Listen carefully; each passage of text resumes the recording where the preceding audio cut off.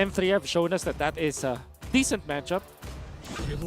But they go Clint, which is also what we saw from M3. Oh yeah. Okay. Okay. We did. I like it. I like So- that they went this. I understand the Beatrix thing too as well, but Clint works, especially with the lineup they have. They have such good protection with this lineup for BLACKLIST International. I mean, two beefy boys plus the Eternal Guard. Oh, you. Oh. Debut pick. Uranus. Okay. We're going. I love that Nice is looking straight at I him. don't know. I was trying to make eye contact with him. Yeah. Eye contact, man. What are your thoughts about that? Okay, so it's because if you're looking at Vexana, looking at Clint, they don't have a sweeper from the side of BLACKLIST International. And by sweeper, I mean like somebody that delivers the final blow, something along the lines of a carry, a Roger, sometimes even a mage that kind of just goes for one-shot potential. Vexana is more of a poke kind of mage, right? Yeah. Massive damage, but not burst. That's where Uranus thrives. There's no. Oh, we're getting signal. Okay. He's that guy. The So chop. We'll see.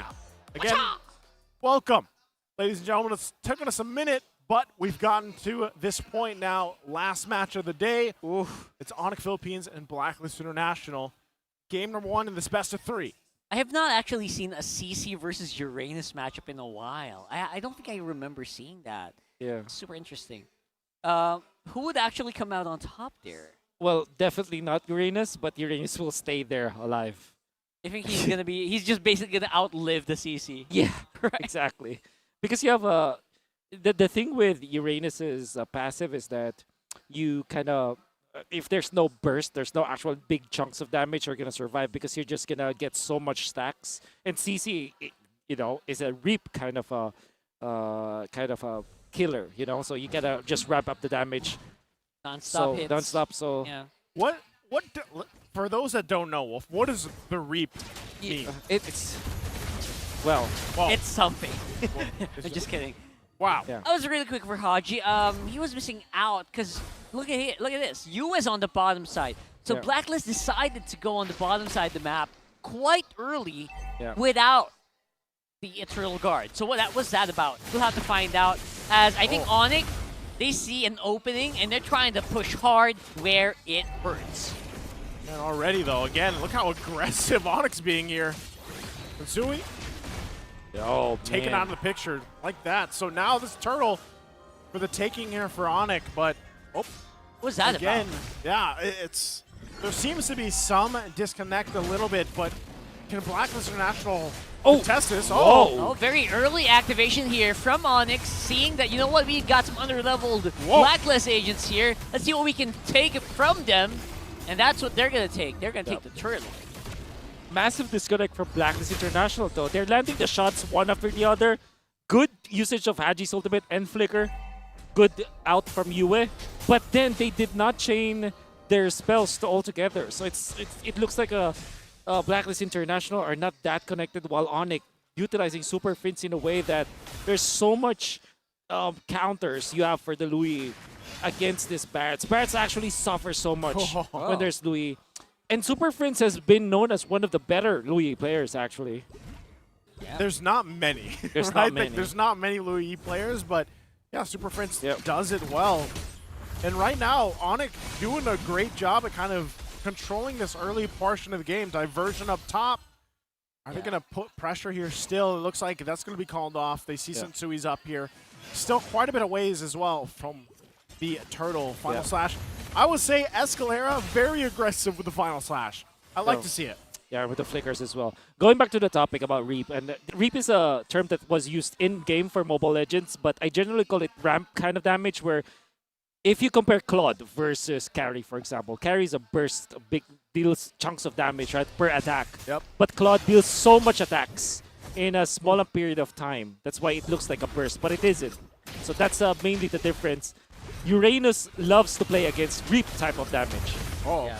You're not going to be able to burst him out right now, though. Escalera Whoa. threading the needle in between these targets. Oheb, man. Not what really going to have enough Oheb? sustain here. Not even a Minotaur. Sustaining against ONIC right now, who seem to be just aggressing on BLACKLIST each and every opportunity that's given to them.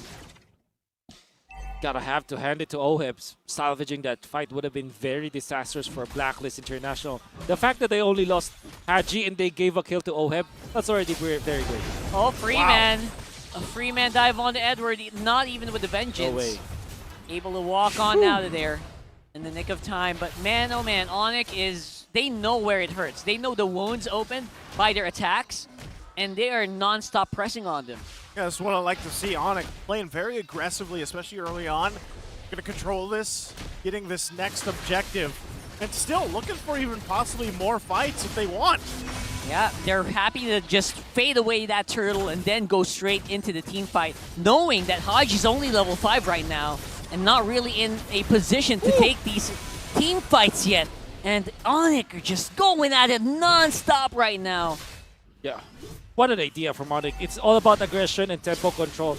Aggression in a way that you're utilizing the ultimate coming out from Super Prince to kind of deliver people from across the map.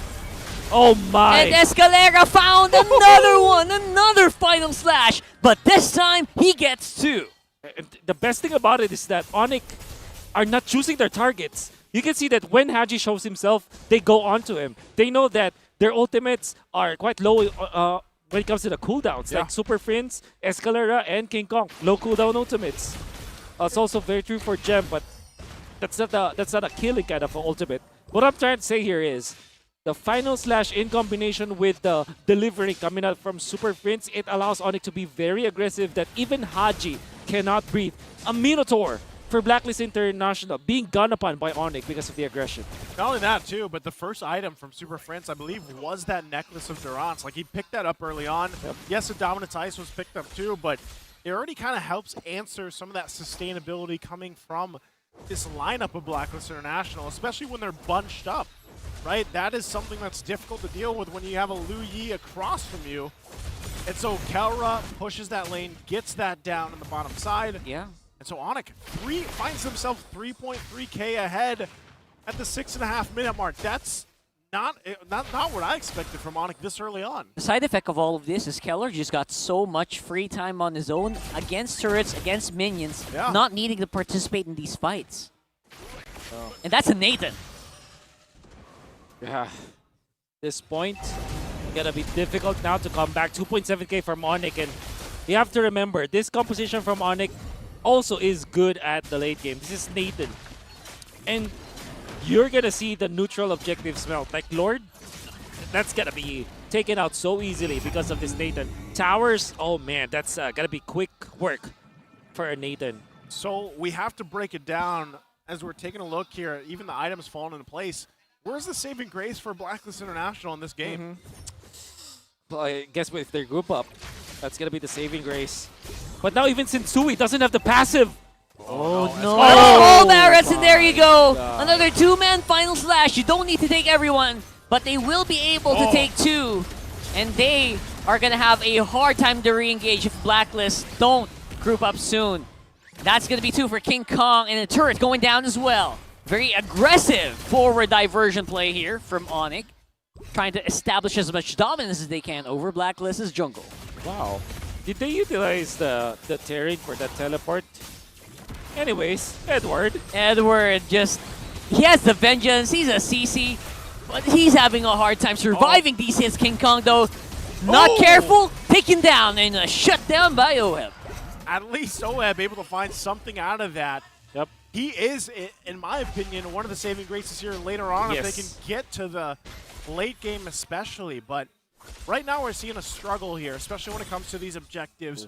Dealing with that because of the lead and the aggressiveness, just the sheer brute force aggressiveness that ONIC is playing with is tough to deal with because, hey man, Escalera has been making play after play on this Arlot. I don't know. The way he's playing it, it seems like it's really difficult for Blacklist International to find their own footing dealing with Escalera. And the thing is, he is just a roamer, right? I mean, I'm not saying just a roamer in a sense, but when it comes to like trade-offs, imagine trading 1-for-1 when you get the mid laner for a roamer. And there it is. No cooldown ultimates, man. No problem whatsoever for ONIC to just keep doing stuff like that. For Edward, luckily for him, he's still going to be able to survive that. I don't know anyone who would have survived that, but Maybe ONIC just trying to threaten them, maybe trying to pull the Blacklist forces to the top side so they can go for the Lord. Yeah. Right, this is the from BLACKLIST INTERNATIONal. They get in position here, even down 3.5k gold. If they can get the positioning down, they might be able to get something. But look how quick the Lord is taken care of. Just like Wolf said, Yep. it's gonna tear through these Lords, man. That's the Nathan back in action. And for BLACKLIST International, they haven't have the damage yet. Yeah. To take down the members of ONIC, let alone even Gem. However, I gotta say, with the Radiant Armor pickups coming up from BLACKLIST, they nullified 2 of the heroes of ONIC already. That's actually one of the problems with the Nathan. However, Nathan, because of the updates, some changes to the Radiant Armor, some changes to the Nathan, it's not Radiant Armor is not as reliable anymore going up against this Nathan. So at this point, despite the Radiant Armor, maybe an Athena Shield later on, Kelra's gonna hurt. Yeah. Even turret Look defense. at that. Look at that. Oh God. Woo! Turret gone. It's like a hot knife through butter. Escalera once again. And they're trying to get something done with the missile X right here, but Sensui not gonna be catching up anyone just yet. 4-man of ONIC over this fence here, trying to see if they can get some damage onto the Blacklist squad, but it looks like Gem's gonna want to just absorb all of that, then regen right away. Okay, so right now, BLACKLIST INTERNATIONal holds it at least together in the base. Real quick, items-wise, with a 6k lead, where does that put ONIC here, Wolf? Yeah. Good spot, especially because of the massive dominance ice pickups and the Kiras as well. And then you have the Nathan, which at this point doesn't only needs the 3. This is a big 3-item power spike. That means that the next Lord is also going to be the same as the first Lord. It's gonna be super duper quick. And the Winter Truncheon also picked up by Super Fritz, pretty massive. So many outplay potential for the side of ONIC Philippines to play around with. So I'm wondering if it's better if BLACKLIST INTERNATIONal doesn't actually contest this next Lord yet because of the gap in terms of itemization. Are they better off defending in their base, kind of dealing with that? Clear speed-wise, they should be all right for the most part, but what they really have to watch out for is, once again, Escalera, once that flicker is available, even if you're defending in your base, you know he's going to look for just putting the pressure. Just a bit of, I don't know why they do that, but maybe that's just Super Prince Leo sending a message over here. You know, we can kind of do this and maybe not be too scared, but you can never really let your guard down against a low Yi. Yeah, there's not much right now. This kind of defense from BLACKLIST, I've seen this ever since Season 10, where if they're behind, they're just waiting for they're not clearing the waves so that they can hold their minions like this. So they were able to clear out 2 lanes of waves without it crossing the river. So pretty smart. It's like letting the minions like manage themselves, Yeah, right? in a way. So that you can at least know when it's gonna push in. So there's an internal timer. 3, 4, 5, 6.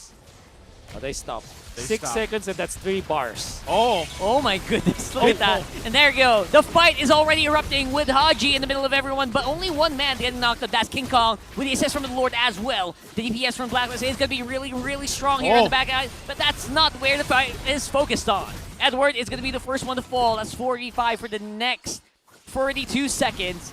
Looks like because of that, BLACKLIST going to concede this one. Yeah.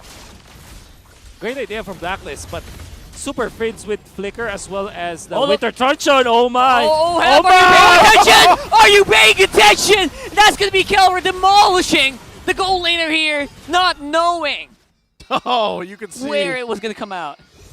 They were excited about that too in the player boxes there from ONIC. What a play now. What a play. Nearly 10,000 ahead. They're going to be marching in the base of BLACKLIST. Still down a couple members. That's 3v5 for the next 15 seconds. We're going to see some pushes happen here, especially with Kelra positions up already on the bottom side of the map. That turret, again, just 5 hits, 6 hits, man. Whew. So much damage from the Nathan right now. That's tough to deal with. Make sure to check that goodie bag here on TikTok viewers. TikTok viewers, click the goodie bag. It could happen soon, but look at this. It's ONIC waiting for the Lord for the meantime, being very, very disciplined with what they need to do. And the aggression coming out from ONIC, but also calculated one. Ever since minute 2, I would say, when they got the ultimate on Escalator as well, Super Fins, they did not stop their grip. Fake diversion. Yep. Diversion on the bottom side, Escalera. And the bottom side, that's Escalera with a great angle on that final slash. Now the fight's going to be erupting. King Kong's quite low. Haji's going to go down though, so that's the front line from Blacklist gone. Edward also struggling here. They don't mess around, go straight for the base. That's ONIC with the victory. ONIC with a decisive victory in game number 1. Nearly 12,000 gold lead. Not giving a chance for the agents to breathe here. Man, Escalera, so aggressive on that R-Lock. This probably is, and I will say this probably is the best game I've seen